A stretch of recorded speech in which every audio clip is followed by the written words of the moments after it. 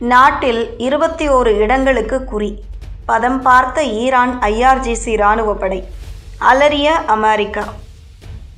மத்திய கிழக்கு நாடுகளில் போர் பதற்றம் உச்சக்கட்டத்தை எட்டியுள்ளது.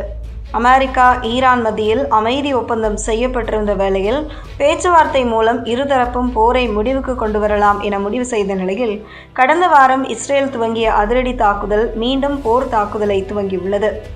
இந்த நிலையில் அமெரிக்காவின் தாக்குதலுக்கு பதிலடி கொடுக்கும் வகையில் பஹ்ரைன், குவைத் மற்றும் ஜோர்தான் ஆகிய நாடுகளில் உள்ள அமெரிக்க இராணுவ தளங்கள் மீது ஈரான் ஏவுகணைகள் மற்றும் ட்ரோன்கள் மூலம் ஈரான் இராணுவ படைகள் அதிரடி தாக்குதல் நடத்தியுள்ளது. செவ்வாய்க்கிழமை அமெரிக்காவின் அப்பாச்சி ரக ஹெலிகாப்டர் ஒன்றை ஈரான் சுட்டு வீழ்த்தியதாக அமெரிக்கா குற்றம் சாட்டியது. இதற்கு பதிலடியாக ஈரானின் ஹார்முஸ் ஜலசந்தி பகுதியில் உள்ள தீவுகள் மற்றும் துறைமுகங்கள் மீது அமெரிக்க இராணுவம் தாக்குதல் நடத்தியது. அமெரிக்காவின் இந்த தாக்குதலில் ஈரானின் சிரிக் நகரில் உள்ள ஒரு டெலிகாம் டவர் மற்றும் 2 குடிநீர் தொட்டிகள் சேதமடைந்தன. தனது நாட்டின் மீது அமெரிக்கா நடத்திய இந்த தாக்குதலுக்கு பழிவாங்கவே அமெரிக்க தளங்களை ஈரான் குறிவைத்து இன்று தாக்குதல் நடத்தியுள்ளது. ஈரானின் புரட்சிகர பாதுகாப்பு படை வெளியிட்டுள்ள அறிக்கையின்படி இந்த தாக்குதல் 3 முக்கிய இடங்களில் நடத்தப்பட்டுள்ளது. பஹ்ரைன், அங்குள்ள அமெரிக்காவின் 5வது கடற்படை தளம் மீது ட்ரோன் தாக்குதல் நடத்தப்பட்டது. குவைத், அலி அல் சலேம் விமானப்படை தளம் மீது தாக்குதல் நடத்தப்பட்டது.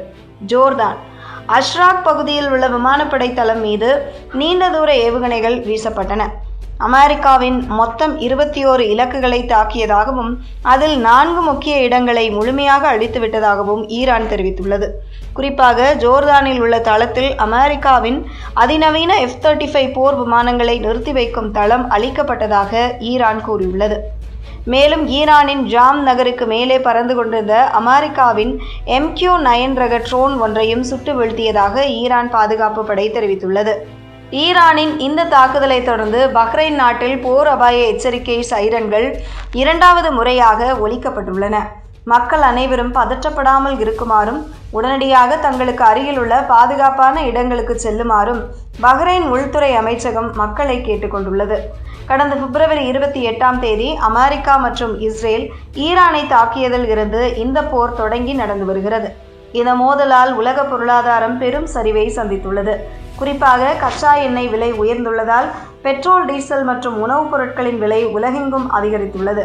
கச்சா எண்ணெய் விலை உயர்வு காரணமாக டாலர் மதிப்பு அதிகரித்து மிகவும் பாதுகாப்பான சொத்தாக கருதப்படும் தங்கத்தின் மதிப்பு தொடர்ந்து குறைந்து வருகிறது. அமெரிக்கா மீண்டும் ஏதேனும் இராணுவ நடவடிக்கையில் ஈடுபட்டால் அமெரிக்காவுக்கு பேரழிவை ஏற்படுத்தும் பதிலடி கொடுக்கப்படும் என்று ஈரான் எச்சரித்துள்ளது. மேலும் போர் பதற்றம் அதிகரிப்பதற்கு வாஷிங்டன் தான் முழு பொறுப்பேற்க வேண்டும் என்றும் ஈரான் கூறியுள்ளது. தற்போது இஸ்ரேல் மற்றும் லெபனானின் ஹிஸ்புல்லா அமைப்பினரிடையே மோதல் முற்றியுள்ள நிலையில் ஈரான், அமெரிக்கா இடையிலான இந்த நேரடி தாக்குதல் உலக நாடுகளை பெரும் கவலையில் ஆழ்த்தியுள்ளது. இதனால் போர் நிறுத்தம் குறித்த அமைதி பேச்சுவார்த்தைகளுக்கான முயற்சிகளும் மந்தமாகவே நடந்து வருகின்றன.